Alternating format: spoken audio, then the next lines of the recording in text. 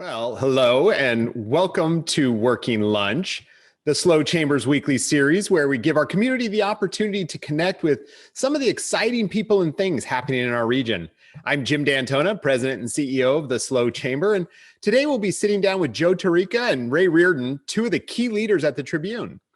For nearly 3 decades, Joe Tarica has worked in various roles at the Tribune, including as copy editor, designer, writer of the Joetopia column, and for the past few years, he's been holding down the fort as editor. Joe began his career at the Tribune in 1991 as an intern while he was a student at Cal Poly. After graduating with a double major in journalism and English, he was hired full-time as a copy editor. In his time with the Tribune, Joe has earned accolades including the Scripps Howard company-wide annual award for best headline writing, 3 California News Publishers Association awards for column writing, and more than 25 Society for News Design awards as the presentation editor overseeing the production of the newspaper in his time as editor. In his time as editor, the Tribune has been named as the best news organization in its circulation category by the California News Publishers Association 2 years in a row. He's being joined today by Ray Riordan. After a successful career in the beverage industry, Ray developed and launched a magazine specifically for the registered nursing profession, which grew to be the largest nursing publication in the US with Ray as the publisher. Ray came to the Tribune as their key account manager and now serves as director of sales. I also have to give a small plug for Ray's chamber involvement. He is an ambassador for both the San Luis Obispo and Morro Bay Chambers of Commerce and a graduate of Leadership SLO Class 28. And both chambers thinks he is a tremendous asset. Today, I'm excited to talk with Joe and Ray about modern expectations for journalistic excellence, the role of local news in a healthy community, and getting to know the people behind the paper you trust. Joe and Ray, thank you so much for being here today. Thanks, Jim. Good to have you here. And so as we sit down to lunch, first and foremost, Joe, where are you zooming in from today? So I'm at home in Atascadero, sitting in a cluttered office that doubles as a music studio. Sounds like the modern work office environment. Yeah. Ray, how about you? Boy, I feel like I've got my twin, okay, because I'm in my studio, okay, and it doubles as my office. And funny that Joe and I, with his drums and my guitar, we've never played together, but we're gonna fix it. That is an amazing point that we have guitars and drums. Now we just need a lead singer to get a band going here. So typically I like to start Working Lunch getting to know the person, or in this case, people, before diving into their professional realm. The Tribune's motto is people you know, the paper you trust. I think an interesting way to get to know you guys would maybe to have you guys describe one another to someone that they did not know. Ray, do you want to kick this one off for us? Yeah, I sure would. I worked with Joe now for 4 years, and obviously the last year we've been separated. But the thing that I would probably say is that Joe would be the one who if I walked in, he would be the smartest person in the room, but he wouldn't act like it. And I think he has a great sense of humor, slightly sarcastic, as I do. And I think that I've always respected that. And the last thing about Joe that that he may not know is just how much I respect him as a dad. And just when I see his social media posts about how great his kids are doing, it makes me feel great because I'm equally as proud of my kids. I think I'm going to do more of these where other people introduce those folks, because I think it did a great job there, Ray. Joe, now pressure's on you. What would you say about Ray there? That's a lot. Thanks, Ray. I really appreciate that. I think the description, the label actually you gave for Ray in your intro as being an ambassador is really the best thing I could say about him. He is such a great personality and figure for us to have out in the community. He's out there working on the ad side, but he really is an ambassador. He gets out probably more than anybody we have on our local staff, even our reporters who are out there. Ray is out there all the time. And he's just, he's a funny guy. He's a kind person. When we were in the office, he would wander by, and we're very close, physically there nearby each other. And And we just got along really great. And we're really happy to have him, in the last 4 years that he joined us. With some of the reductions of people we lost, it was a tremendous thing to get somebody like him. I can certainly agree with you. I know him from my experience in the chamber. That you said it right. He is out there a lot, and both for our chambers, I know, and for your organization at the Tribune, does a lot of great work. So, Joe, maybe you can tell us a little bit about what the editor of the Tribune does on a typical day, or maybe even in an atypical week like we might be having currently. I mean, now it's like, wake up in the room on the other side of this wall, and come in here, and then just get connected to everything. So basically, they're catching up in the morning to see what's happened overnight. If is there anything we have to jump on first thing. We work via Slack a lot to communicate with the staff now. So I'll check in with them first and just see what everybody's doing. So they'll tell me like, I got this thing happening, or we're doing this, I'm gonna be here. And we'll look at the stuff that we had sort of post overnight. We schedule stories to post in the morning so that the website has new content. And then we'll sort of go after the first things, like, is there something we have to do? And then from there, it's like, kind of just a sprint through the day, lots of things happening. We only have 2 editors really on our staff, me and Sarah Lynn. And so she'll usually track like the breaking news stuff, and I'll have like various things I have to do. So like meetings, calls. We're part of a regional team in California. We're one of 5 McClatchy newspapers. So we'll have like, calls with the region, and we'll check in, see what Sacramento's doing. Fresno has stories that we might want to look at. So we share that kind of information. And then we just go through the day. In the middle, sorry, this is getting long, but in the middle of the day, we have our print deadline is at 2 p.m. So a lot of what we do is we're balancing immediate response, like online digital story, posting, with the print edition of the paper. So we have to like try to get stuff up really quickly and do all that. And then at some point in that middle of the day, we sort of balance these 2 things and really plan the paper out and make sure we have that all set so that we can share that plan with the team. Cats. Yeah. Cats. Okay, I'm gonna get my dog now. Okay. It's so funny, and it's just so perfect for our current time. And Joe, I think what you're talking about, I want to dig into in a moment, because that really is an interesting piece. That there isn't newspaper, obviously businesses change. It's more, there's lots of different mediums that you're having to tackle. But look, Ray, maybe talk a little bit for us about, how does your role as director of sales interact with the news side of the house? I know there's a perception of a rivalry of sorts between news and the sales side of the newspaper business. Has that changed at all in the last few years? I think that rivalry may not be the right word. I think that any quality journalistic company is going to, have a separation of church and state. Okay, so basically what happens is that it's completely inappropriate for somebody on the sales side to recommend a story to an editor. Okay, I mean, basically it has to be a separation of, we're not going to take what a customer is going to do from an advertising standpoint and hope that influences a story, in our editorial team. What we will do, though, is that, as Joe said, I mean, I love the fact that you both think I'm out there, okay? But as I'm out in the street, and and our sales staff is in the street, sometimes we hear things that that they may not hear.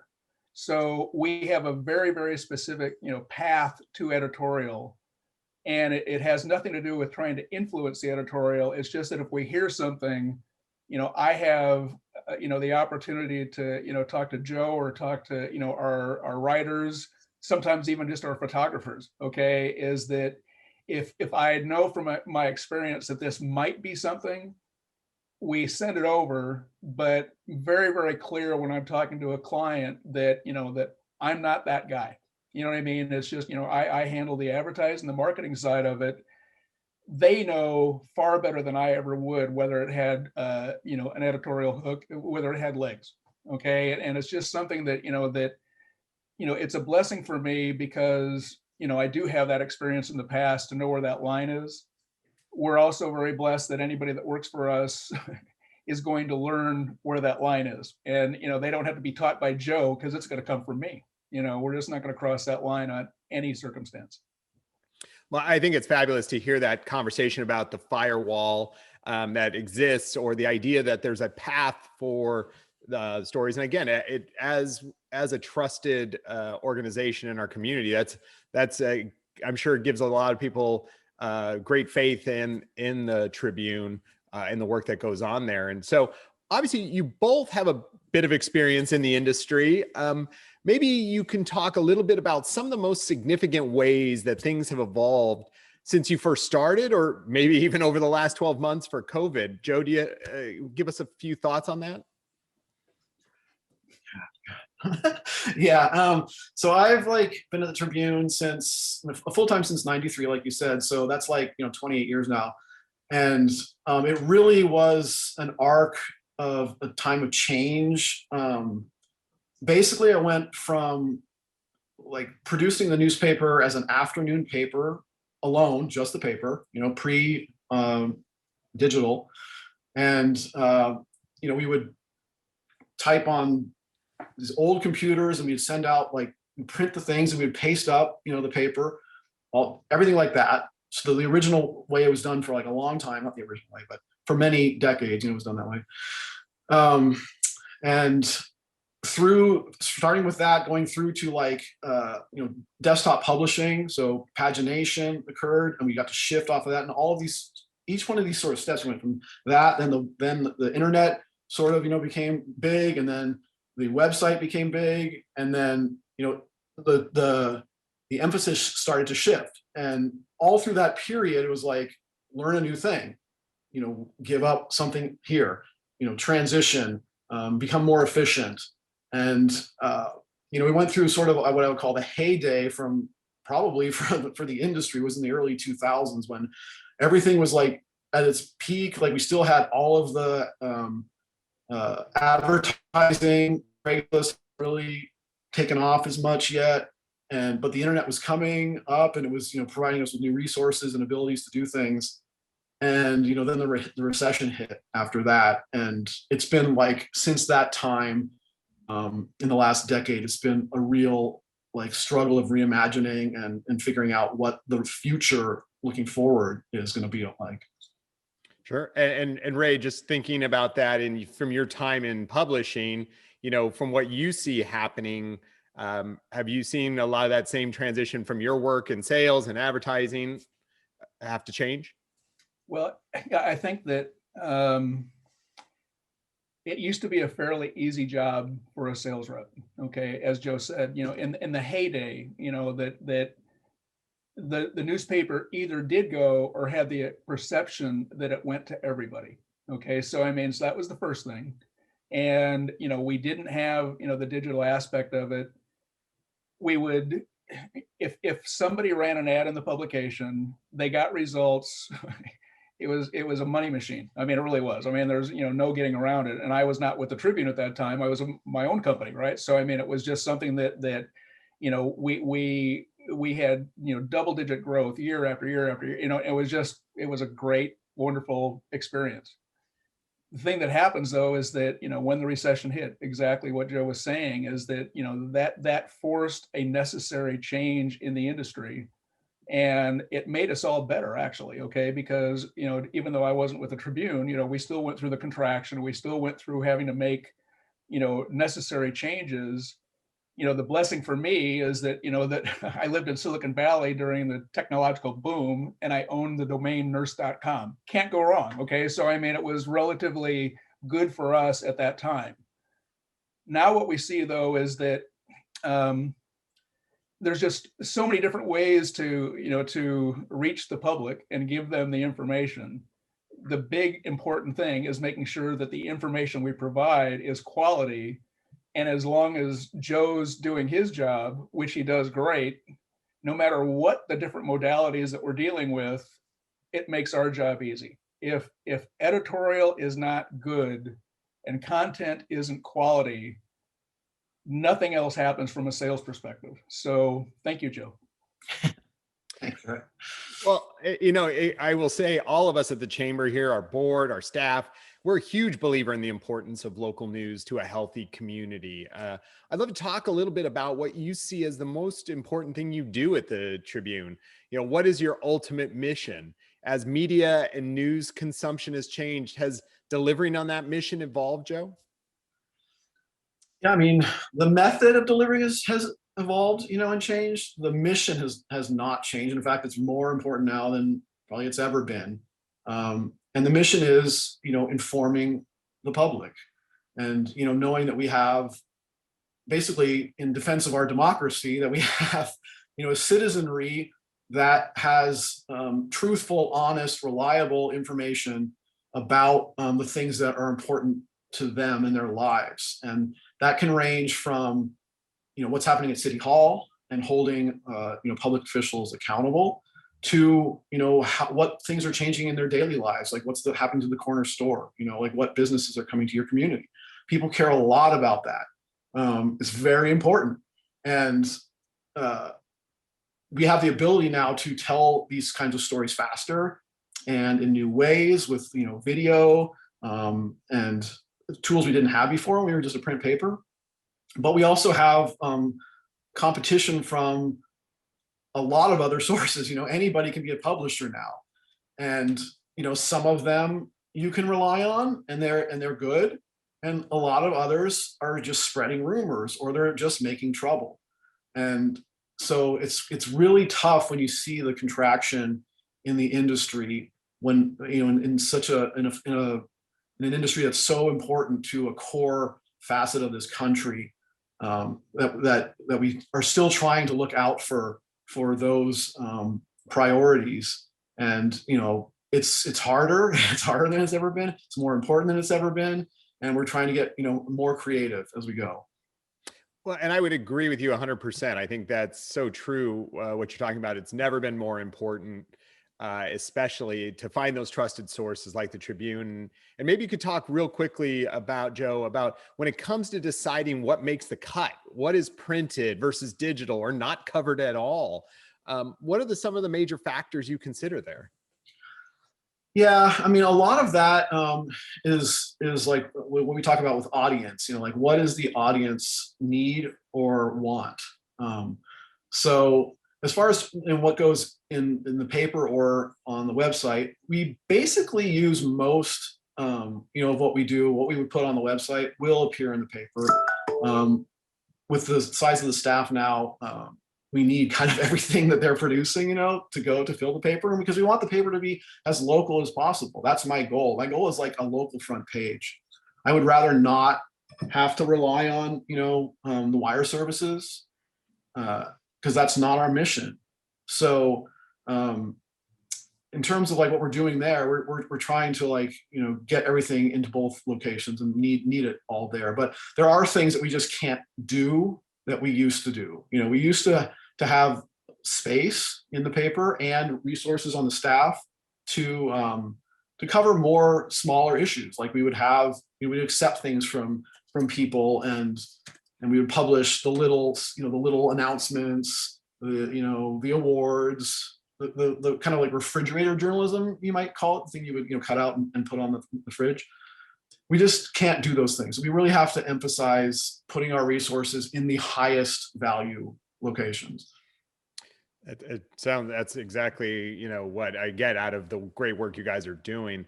And Ray, maybe, as we were talking and Joe was talking a little earlier about, this sounds like a multimedia company, right? You have a print, you have a digital, you have a footprint, you have an app, right? A multimedia company sounds like it might be a little bit more accurate descriptor than newspaper these days. Can you tell me a little bit about your audience? Who are they and how are they getting the news? Well, back in the day, okay, again, everybody, or at least the perceived everybody, was receiving the newspaper. That's how they got their news. It was robust. It had the refrigerator journalism on it, and that was the industry.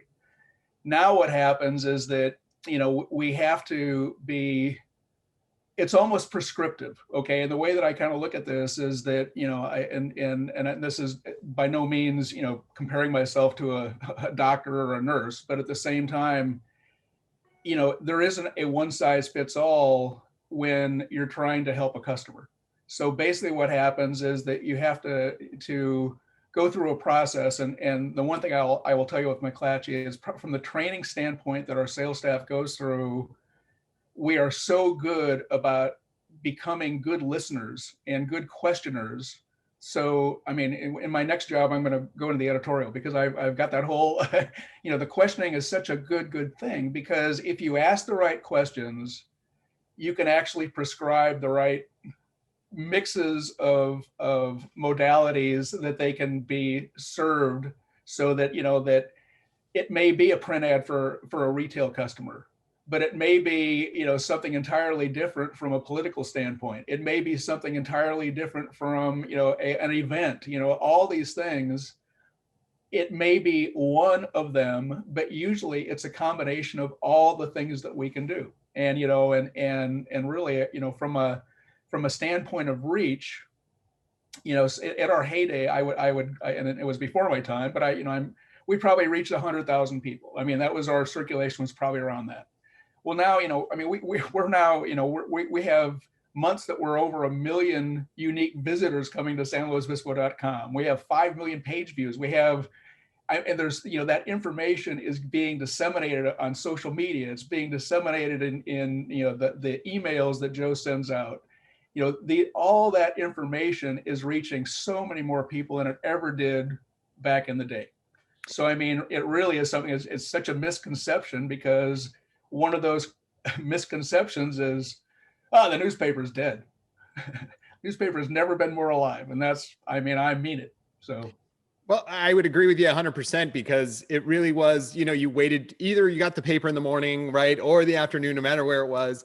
And that was the one time you got it. Now, as we saw with all this Kristen Smart news, all the things that are coming out, like we're getting hits like we can go find that immediately. And I can't believe how hard that must be to try and manage.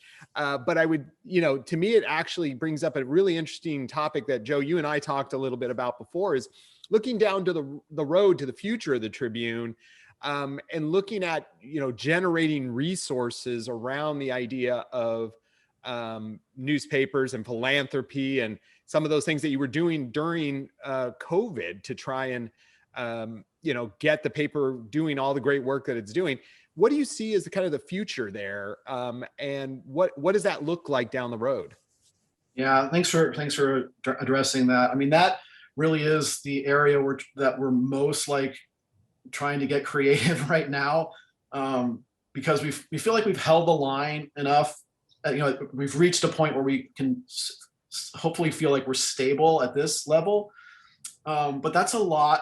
That's a lot down from what we were, and that's it's a lot fewer reporters that were out in our communities, and so we want to see if we can recapture some of that so that we can provide the coverage that is missing. But the industry and the conditions that we're in aren't providing for that level. So what we're looking for now is basically other ways of funding that, and philanthropy is one way to do that. And we've had success in it in our company, and especially actually in California, with like the Fresno Bee, the Modesto Bee is doing it, Sacramento is doing it, by finding funders of different levels. And we have different campaigns of doing this. The one that probably people are most familiar with here is it's called the Give Butter campaign, which was the 2 things we ran in spring and fall. And we actually have another one coming up starting next week. And this is like just reaching out to, readers, subscribers, supporters of all types, and, looking for a variety of donations. But then from there, it's like, okay, that's great, but some of these dollar amounts are bigger than that.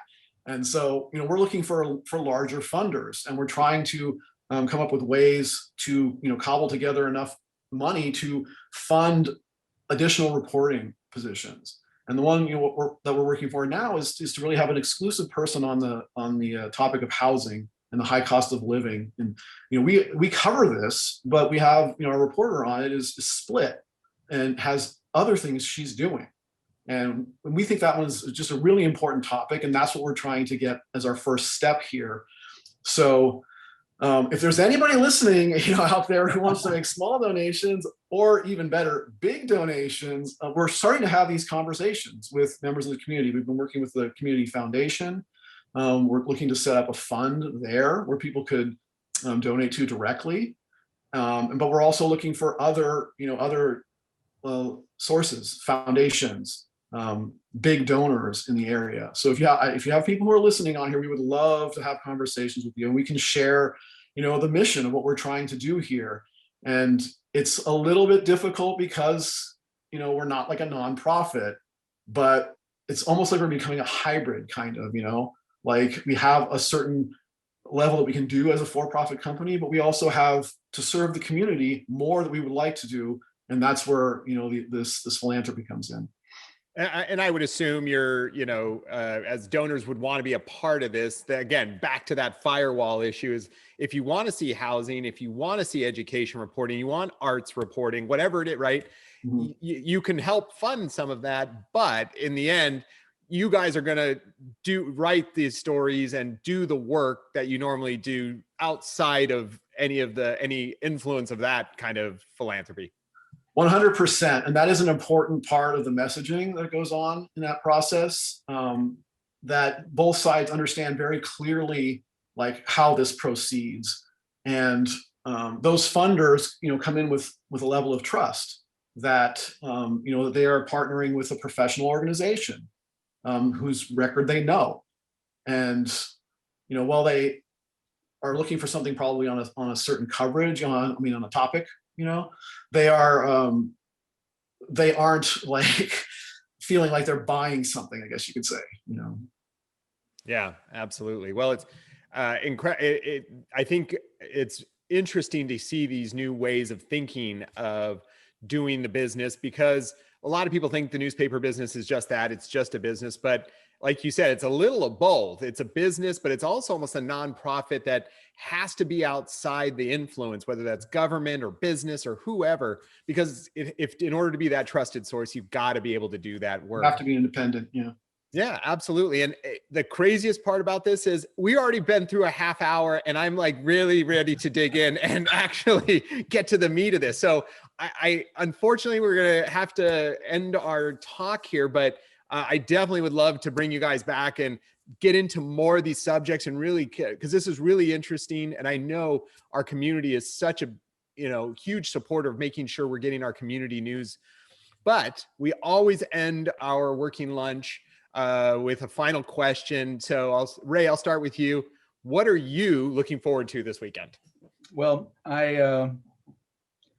my dog didn't make the video, but at the same time, I start my day off almost every day. I live at the base of Black Hill in Morro Bay, and I walk to the top of Black Hill. And you follow me on social, Jim. So I watch the sunrise, I watch the sunset. Okay, I get my 10,000 steps in every day, and I try to do what I can do. Right. So it should be a beautiful weekend. Hopefully, we can.